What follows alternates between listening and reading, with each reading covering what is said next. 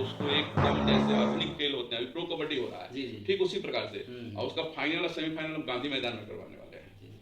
Match लगा करके। अब पूरे जिले को आमंत्रित करेंगे देखने के लिए, यानी कि भारत का जो खेल कबड्डी। नमस्कार दोस्तों, आपका स्वागत है आपके अपने चैनल फ्लाइंग सुशांत में। मैं हूं सुशांत और सपनों का सिवान एक एपिसोड आज हम खेल की दुनिया में करने जा रहे हैं। खेल जो कि हमें शारीरिक रूप से बहुत मजबूत करता है और खेल का महत्व हमारे जीवन में काफ़ी बड़ा है। इसी कड़ी में आज हम सिवान के क्रीड़ा भारती से जुड़े नवीन जी से शुरुआत करेंगे। नवीन जी, स्वागत है आपका हमारे चैनल पर। नमस्कार सुशांत जी। सबसे पहले आप अपने बारे में बताइए। जैसा कि आपने नाम बताया कि नवीन जी से हम शुरुआत करेंगे, तो स्वाभाविक है कि मेरा नाम नवीन है। पूरा नाम नवीन सिंह परमार है। मूल रूप से मैं पत्रकार हूँ। पत्रकारिता मेरा व्यक्तिगत आजीविका का एक कहिए कि साधन है। और सामाजिक क्षेत्र में मैं अभी अखिल भारतीय संगठन, जो खेल कूद को प्रमोट करने के लिए एक अखिल भारतीय संगठन है क्रीड़ा भारती, उसके साथ जुड़ के मैं काम कर रहा हूँ।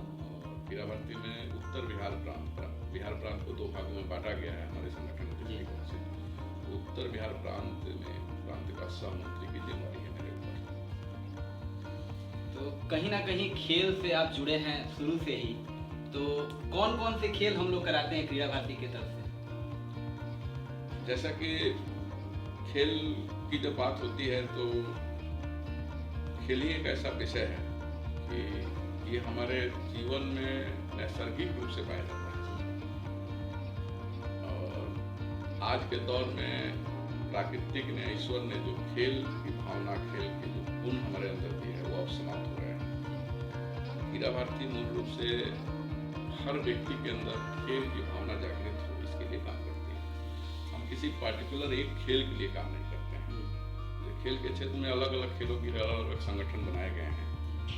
विद्यालयों में भी खेल होते हैं, गांव में भी खेला जाता है। जब बड़े स्तर पर आप आइएगा तो फिर खेल संघ बने हुए हैं। फुटबॉल के लिए संघ है, क्रिकेट के लिए संघ है, विभिन्न खेलों के लिए संघ बने हुए हैं। लेकिन क्रीड़ा भारती अखिल भारतीय स्तर पर सभी खेलों को प्रमोट करने का काम करती है। हमारा मुख्य उद्देश्य ही है खेल और खिलाड़ियों का सर्वांगीण विकास हो। इसके लिए हम विभिन्न खेल संगठनों के साथ तालमेल करते हैं, उनको प्रमोट करते हैं, उनके आयोजनों में सहभागिता हमारी रहती है। और हमारा जो मुख्य उद्देश्य है कि भारत का हर व्यक्ति खेल के मैदान तक पहुंचे, हर व्यक्ति खेले। अगर वो मैदान में नहीं जाकर खेल सकता है तो घर में ही खेले, कुछ ना कुछ खेले। क्योंकि जब व्यक्ति खेलेगा तो शरीर उसका स्वस्थ होगा, मस्तिष्क भी स्वस्थ होंगे। स्वस्थ शरीर, स्वस्थ मस्तिष्क में ही के द्वारा ही हम इस देश के लिए कुछ बेहतर कर सकते हैं। ये एक हमारा मकसद है। दूसरा है कि हम खेल के बारे में हमारी ये सोच है कि खेल से चरित्र का निर्माण होता है और चरित्र से राष्ट्र का निर्माण होता है। एक अच्छा चरित्रवान व्यक्ति ही एक अच्छे राष्ट्र का निर्माण कर सकता है, राष्ट्र के लिए काम कर सकता है। खेल के अंदर जो भावना होती है वो एक सामूहिकता की भावना होती है। अधिकांश जो खेल हैं उससे भी ऊपर की जो भावना हो, खेल समाज के लिए और देश के लिए खेला जाता है। जैसे कि उदाहरण के लिए हम ले, कोई खिलाड़ी किसी भी खेल के क्षेत्र में अगर बेहतर करता है, राष्ट्रीय स्तर पर हो, अंतर्राष्ट्रीय स्तर पर हो, तो जब भारत का खिलाड़ी वहां जाकर के बेहतर प्रदर्शन करता है तो आप देखते होंगे कि नेशनल फ्लैग फहराया जाता है, नेशनल सॉन्ग गाए जाते हैं।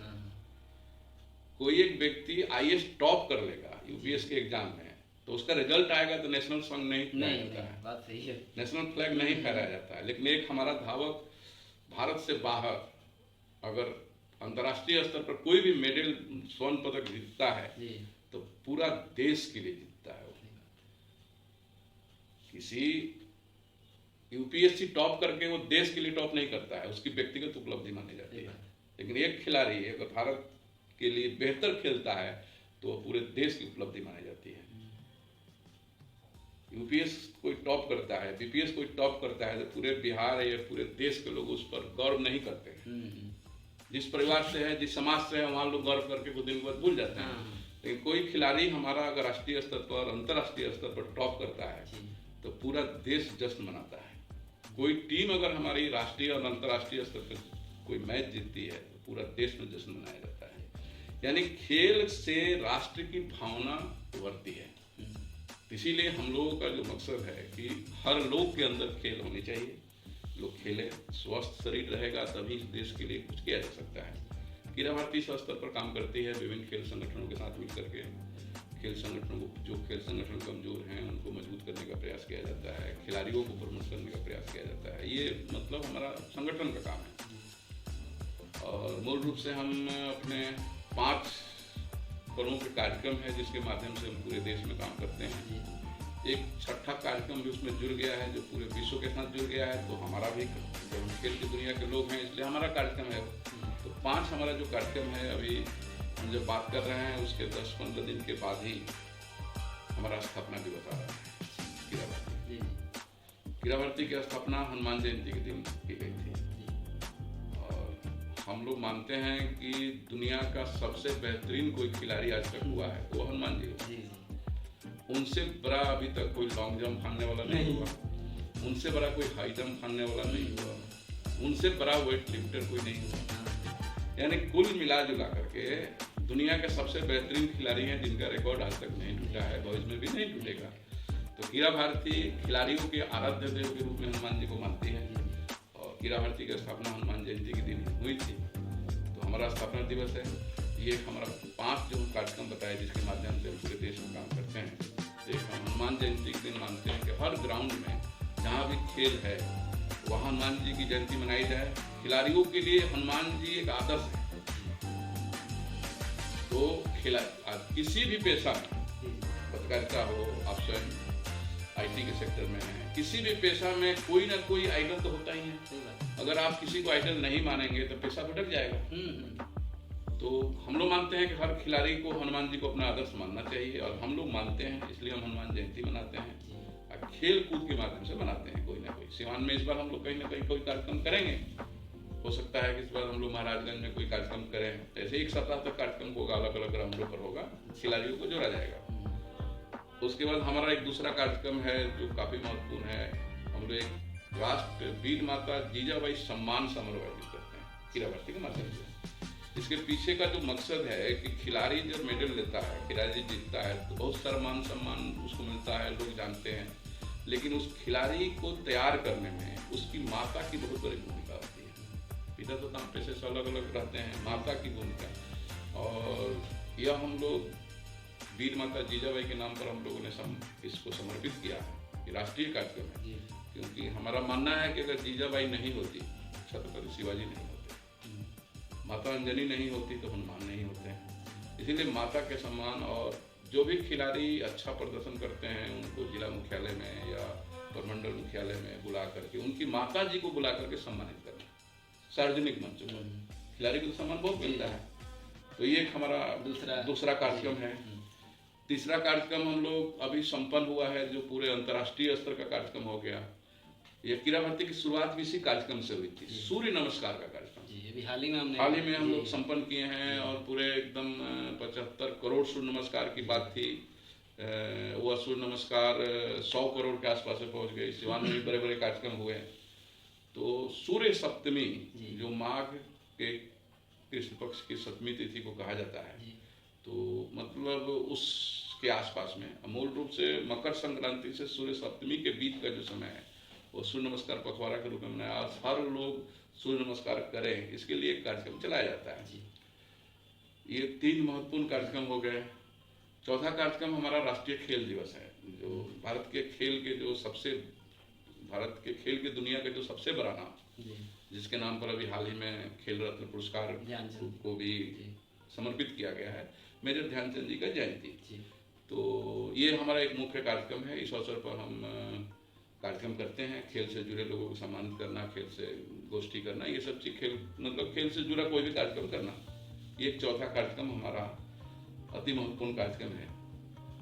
पांचवा एक कार्यक्रम हम लोग करते हैं क्रीड़ा भारती के माध्यम से, खेल की बात आम जनमानस तक पहुंचे। खेल मूल रूप से युवाओं के बीच का चीज है। तो एक हम ऑनलाइन एग्जाम आयोजित करते हैं अखिल भारतीय क्रीड़ा ज्ञान परीक्षा के नाम से, जो कोरोना के कारण 2 साल बीच में गैप हो गया है, आयोजित नहीं हुआ। हाँ, इस बार हम लोग अप्रैल के अंत में यह आयोजन होगा।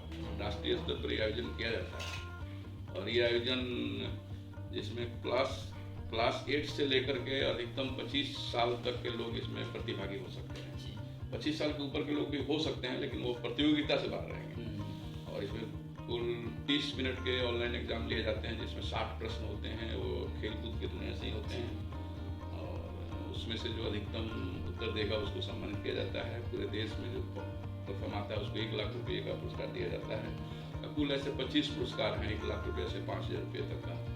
फिर हम लोग जिले स्तर पर भी जो उसमें टॉप करता है उसको भी सम्मानित करते हैं स्टेट लेवल पर। ये मतलब खेल कूद का भावना तैयार हो, बच्चों खेल के बारे में जाने। अब खेल यानी कि कहीं ना कहीं परीक्षा से जाना जाता है कि कितने बच्चे नहीं, उसमें हम लोग एक प्रयास ये करते हैं ना कि भारत के सभी खेलों की चर्चा, 60 प्रश्न में कम से कम 50 खेलों की चर्चा होती है। अब खेल, अब दुर्भाग्य का ये खेल यानी लोग क्रिकेट समझ रहे हैं, खेल बहुत सारे खेल हैं, तो प्रश्न। अगला प्रश्न हम अब वीडियो के अंत तक जाएंगे और जानेंगे कि भविष्य में क्रीड़ा भारती को कहाँ देख रहे हैं आप? देखिए, भविष्य की योजना है कि हमारा जो, हम अगर सिवान की बात करें कि हम सिवान में 2-3 प्रमुख खेल के केंद्र डेवलप हो गए हैं। मैरवा हो गया है, रघुनाथपुर हो गया है, जीरादेई के आसपास में कबड्डी वगैरह का एक अच्छा माहौल बन रहा है। महाराजगंज के आसपास में कबड्डी का अच्छा माहौल है।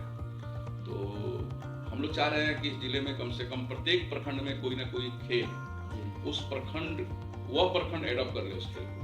कहीं फुटबॉल के रूप में, कहीं फुटबॉल डेवलप हो, कहीं क्रिकेट डेवलप हो, कहीं हैंडबॉल डेवलप हो। हाँ, इसके लिए हम लोग अभी तैयारी कर रहे हैं। और अभी हम लोग कबड्डी खेल को लेकर के सिवान में एक बड़ी योजना पर काम कर रहे हैं। और अप्रैल के महीने में हम एक क्रीड़ा भारती कबड्डी लीग आयोजित करने जा रहे हैं और वही नामी प्रतियोगिता होगा। इसमें कम से कम सिवान जिले के 10 सेंटर से हम लोग 30 क्लब को आमंत्रित करेंगे। 30 क्लब कम से कम, अधिक से अधिक संख्या 50 भी हो सकती है। और सारे क्लबों का लीग होगा। उसमें जो भी क्लब अपना मैच जीतेंगे लीग में, उनको पुरस्कृत किया जाएगा। फिर उसी प्रकार से क्वार्टर फाइनल, सेमीफाइनल और फाइनल में जो लोग जीतेंगे उन्हें एक अच्छी खासी राशि से पुरस्कृत करने की योजना है। इसी बहाने हम सिवान के 19 जो ब्लॉक हैं, सभी ब्लॉकों में अपनी इकाई स्थापित कर लेंगे। और 30 क्लब जो हम बनाने जा रहे हैं, वो 30 क्लब मिला करके पूरे सिवान जिले को कवर कर लेंगे। ये इस बार का हम लोगों का प्रयास है। आगे अप्रैल में हम लोग बड़ा कार्यक्रम कबड्डी का, क्रीड़ा भारती कबड्डी लीग, और उसको एकदम जैसे आधुनिक खेल होते हैं, प्रो कबड्डी हो रहा है, ठीक उसी प्रकार से। और उसका फाइनल और सेमीफाइनल गांधी मैदान में करवाने वाले हैं, मैच लगा करके। अब पूरे जिले को आमंत्रित करेंगे देखने के लिए। यानी कि भारत का जो खेल, कबड्डी एक ऐसा खेल है जो कम से कम खर्चा में खेल सकते हैं। कुछ चूना लगाने का भी पैसा नहीं है, तो हम चप्पल रख करके कबड्डी खेल सकते हैं। तो खेल ऐसा हो, और खेल को कैरियर के साथ जोड़ने की योजना पर हम लोग काम कर रहे हैं। क्रिकेट खेल करके हमारा कैरियर नहीं बन सकता। बिहार में तो अभी कैरियर की बात ही करना बेकार है, बिहार में तो कोई सिचुएशन ही नहीं है। तो लेकिन कबड्डी एक ऐसा खेल है, कुश्ती एक ऐसा खेल है जिन सारे अभी देश में, आपको आश्चर्य होगा, देश में सबसे ज्यादा नौकरी, अगर सरकारी नौकरी खिलाड़ियों को मिली है तो कुश्ती के से मिली है। 2 नंबर में कुछ है ही नहीं, 2 नंबर पर कबड्डी है, 3 नंबर पर एथलेटिक्स के और इवेंट है सब। और हमारा दुर्भाग्य है कि हमारे यहाँ कुश्ती का कोई सिस्टम ही नहीं है सिवान में। कुछ नहीं है, बिहार लेवल पे भी हम कहीं कुछ नहीं दिखता है। और हमारे यहाँ कबड्डी की अच्छी स्थिति है, कबड्डी बच्चे खेल रहे हैं, तो उनके खेल को उनके करियर से जोड़ दिया जाए। कबड्डी अगर खेलेंगे, कबड्डी में उनको सर्टिफिकेट मिलेगा, तो सरकारी नौकरी उनको मिलेगी, खेल डेवलप होंगे, उन परिवार में और भी लोग खेलेंगे। बस यही है, अभी भविष्य में हम लोग कबड्डी पर काम कर रहे हैं। और सपनों का सिवान जो आपका इस एपिसोड है, तो उसमें हम यही कहना चाहेंगे कि हम लोगों का भी सपना है कि खेल की दुनिया में सिवान, ऐसे अभी बिहार में जो टॉप 5 जिले हैं, सिवान उसमें है खेल की दुनिया में। लेकिन हम लोग अभी, लेकिन इसमें हमारा दुर्भाग्य ये कहेंगे कि केवल बेटियों का नाम हो रहा है सिवान से। सिवान के बेटे अभी खेल की दुनिया में कुछ बेहतर नहीं कर पा रहे हैं, सब पढ़ने लग रहे हैं। हाँ, तो हम लोग चाहते हैं कि खेल की दुनिया में सिवान बिहार का 1 नंबर जिला बने। और हमारे सिवान के बच्चे बच्ची दोनों खेल के क्षेत्र में बेहतर करें, यही हमारा सपना है। और हम बस चाहेंगे कि आप सारे लोगों का सहयोग मिले हमारे कबड्डी लीग में। धन्यवाद। जरूर, हमने सिवान में सपनों का सिवान एक एपिसोड यहाँ पर खेल के ऊपर किया, और हमारे साथ अभी नवीन जी जुड़े हुए थे। आपको यह कैसा लगा हमें जरूर बताइए, और खेल के प्रति आप भी अपनी सोच को और विकसित करिए ताकि हम और भी शारीरिक रूप से मजबूत हो सके। आपको कैसा लगा बताइए। तब तक के लिए धन्यवाद।